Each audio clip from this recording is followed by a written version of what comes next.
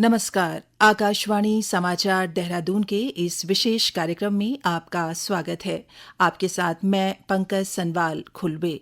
श्रोताओं, नए आपराधिक कानून यानी भारतीय न्याय संहिता, भारतीय नागरिक सुरक्षा संहिता और भारतीय साक्ष्य अधिनियम 1 जुलाई से लागू हो रहे हैं। नए कानून का उद्देश्य न्याय प्रक्रिया की दक्षता, निष्पक्षता और जवाबदेही को बढ़ाना है। पीड़ितों के सशक्तिकरण के लिए लाए गए इन कानूनों की कई अहम बातें हैं। मसलन पीड़ितों को भागीदारी का अधिकार, न्याय की आसान प्रक्रिया।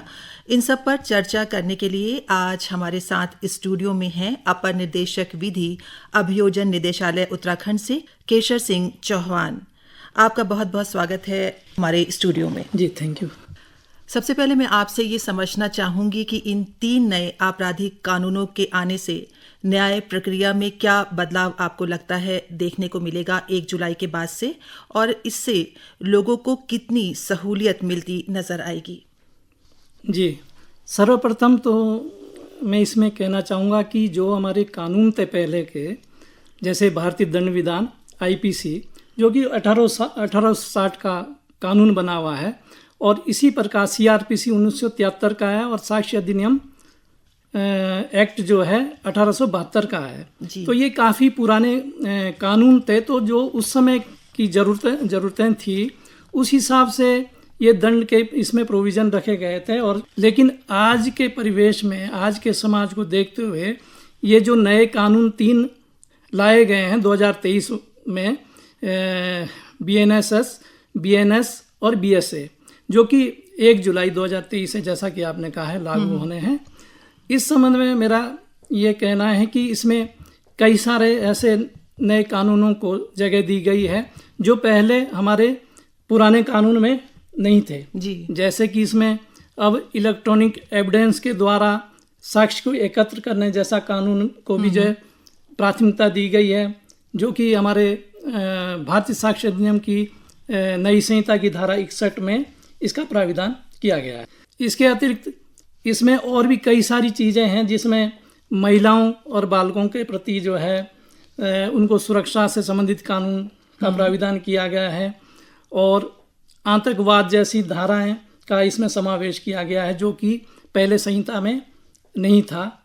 और इसी तरह मॉब लिंचिंग जैसी कई महत्वपूर्ण धाराओं को समावेश किया गया है। जी, जो 3 नए आपराधिक कानूनों में जो ये बदलाव किए गए हैं, सबसे पहले अगर हम इनमें बात करें टेक्नोलॉजी को लेकर, कि जो ये नए आपराधिक कानूनों की बात है, इसमें तकनीक का उचित समावेश किया गया है।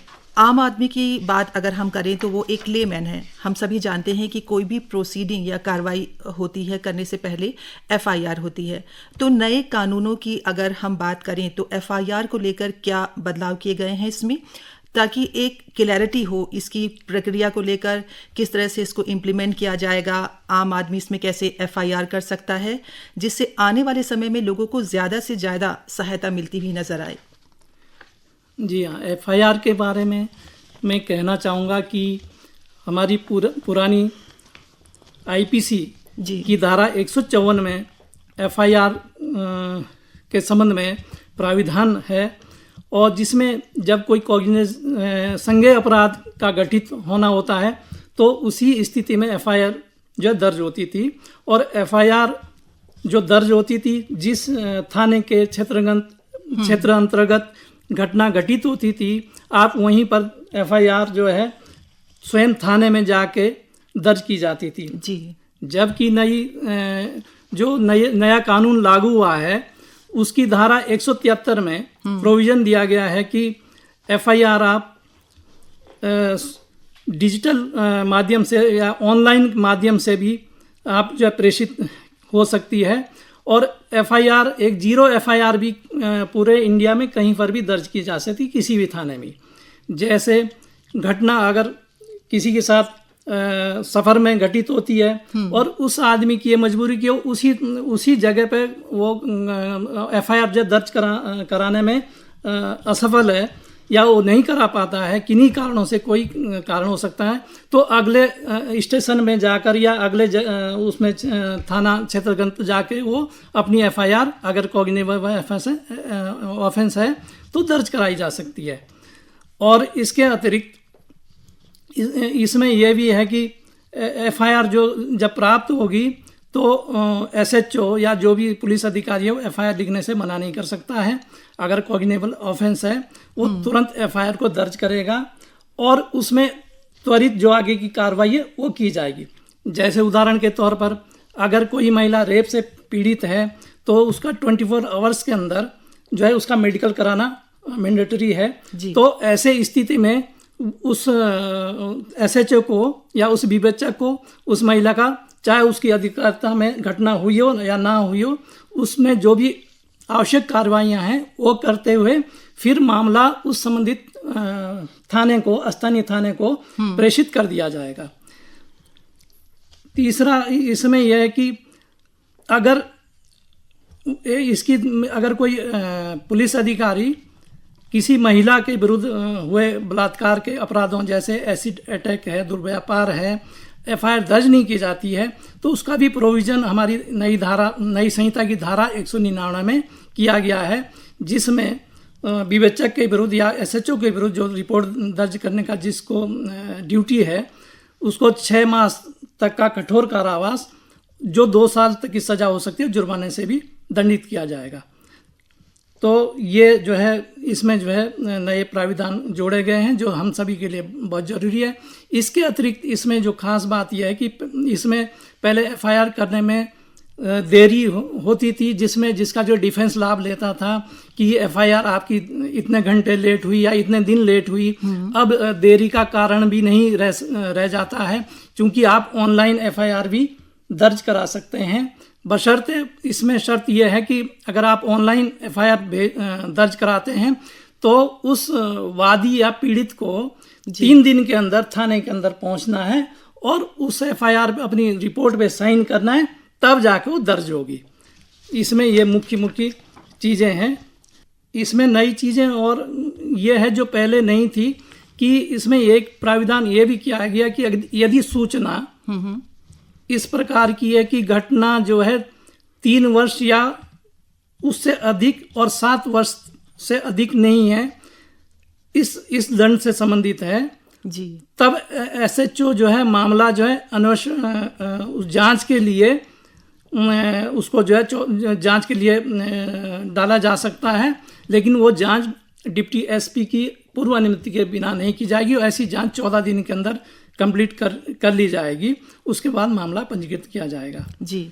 और दूसरा यह कि अगर किसी की एफआईआर दर्ज नहीं होती है तो ये पहले भी प्राविधान था, आज भी है, कि वो व्यक्ति जो है जिले के एसपी या एसएसपी को अपनी रिपोर्ट डाक के जरिए जो है भेज सकता है और इस प्रकार अपनी रिपोर्ट दर्ज करा सकता है जी। न्याय सबके लिए सुलभ हो, इस नए आपराधिक कानून में इस बात का विशेष ध्यान रखा गया है। यहाँ पर मैं आपसे ये भी जानना चाहूँगी सर कि किसी केस का जब इन्वेस्टिगेशन हो, चार्जशीट निर्धारित समय में कोर्ट में दाखिल करने की बात हो, इन सब बातों को अगर हम ध्यान में रखें तो क्या इसके लिए भी तकनीकी सहायता ली जा रही है और किस तरह से तकनीक की मदद से स्पीडी ट्रायल की जो बात की जा रही है वो होता हुआ दिखेगा आने वाले समय में? जी, इस संबंध में आज जो है पहले की भांति जो है आज जो है काफ़ी बदलाव हुए हैं।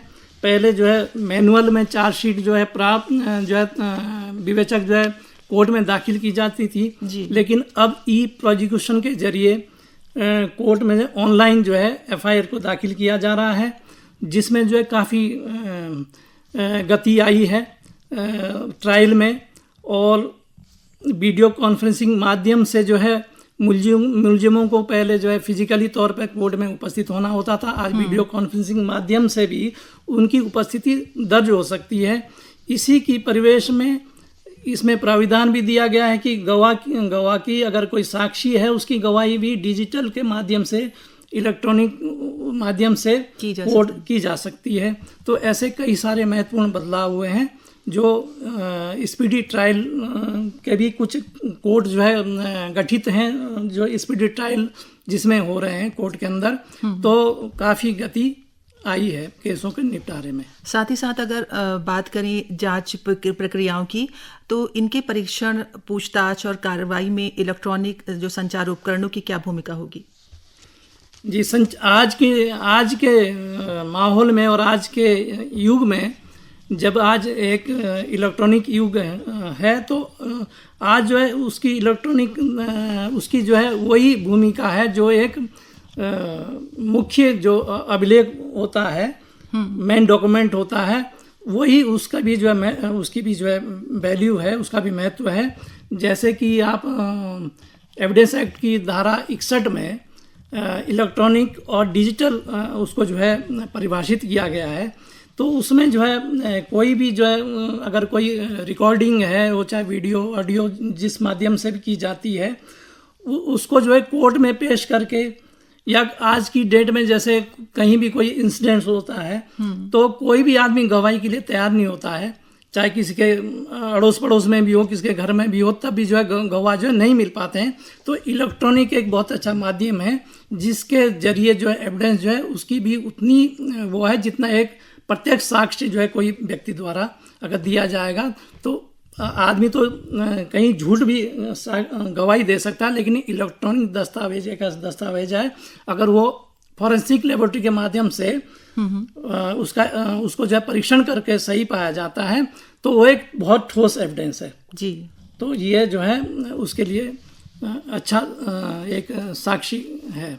सर, ये जो नए आपराधिक कानून हैं, हम देख रहे हैं कि इनमें टेक्नोलॉजी बेस्ड अप्रोच रखी गई है, डिजिटलीकरण व ऑनलाइन कार्रवाई को भी बढ़ाया जा रहा है। तो ई कोर्ट या अन्य प्लेटफॉर्म हैं, इनको तैयार करने का काम एक लंबे समय से चल भी रहा है। तो आप हमें ये बताएं कि किस तरह से ई कोर्ट व अन्य प्लेटफॉर्म काम करते हैं और इनके बीच में आपस में एक साथ समन्वय बनाकर भी ये आने वाले समय में अगर हम बात करें तो ये किस तरह से काम करते हुए दिखेंगे?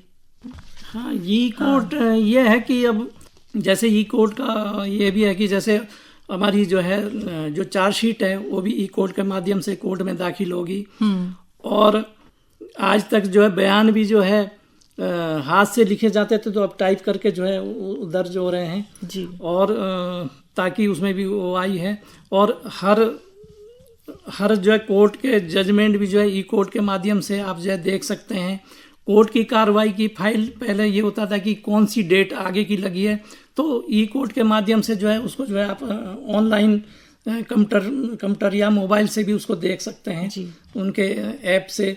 तो ये कई सारी सुविधाएं हैं कि पीड़ित को भी ये पता चल जाता है कि आज मेरी डेट कब है कब नहीं है, और एक्यूज्ड को भी पता है कि मेरी अगली डेट क्या है।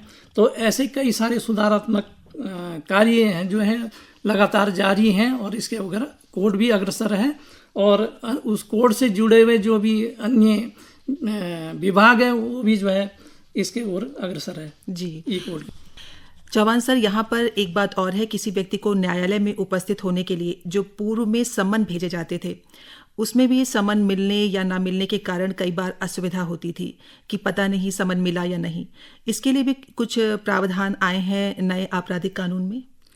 जी, पहले की भांति जैसे आपने बताया कि समन की बड़ी वो रहती थी कि किसी को नहीं मिल पाता था समय से। कभी कभी आदमी के मतलब उस व्यक्ति को जो है समन कभी ये भी होता था कि इन्हीं कारणों से ये उसको जो है तामीली चाहे किसी पर्सन पे किसी अन्य व्यक्ति पे करके यदि हो जाता था कि तामील हो चुका है जी। उसके विरुद्ध उसको जानकारी नहीं रहती तो उसके विरुद्ध कोर्ट से वारंट तक के कुर्की तक के वो कार्रवाइयाँ जो है अमल में आ जाती थी। तो उसका बड़ा जो है गलत इफेक्ट था, और केसों को निपटारे में भी बहुत धीमी गति थी कि गवाह जो है ट्रेस आउट नहीं होते थे कोर्ट के अंदर। अब ये है कि डिजिटल माध्यम से, व्हाट्सएप के माध्यम से या अन्य इलेक्ट्रॉनिक माध्यम से आप समन को जो है उस साक्षी को या उस एक्यूज्ड के उस पर भेज सकते हैं। और चूंकि अब विवेचकों को भी ये जो है लगभग ये दिशा निर्देश हैं कि जिस व्यक्ति के बयान लिए जाएं उसका जो है प्रॉपर मोबाइल नंबर वगैरह जी की केस डायरी में जो अंकन किया जाए, ताकि उसको किसी भी समय बुलाए जाने पर उसको बुलाया जा सके।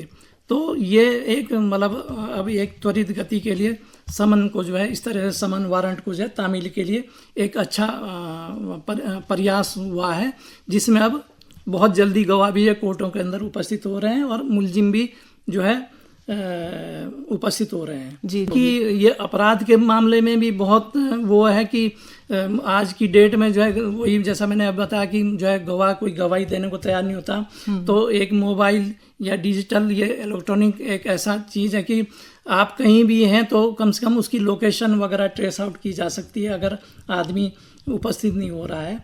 तो कई ऐसी चीज़ें हैं जो ये लाभदायक है। जी, आज के इस कार्यक्रम में हमने बात की किस प्रकार नए आपराधिक कानूनों में तकनीक और डिजिटलाइजेशन का उपयोग कर न्याय प्रक्रिया को आमजन के लिए और सुलभ बनाने की दिशा में प्रयास किए गए हैं।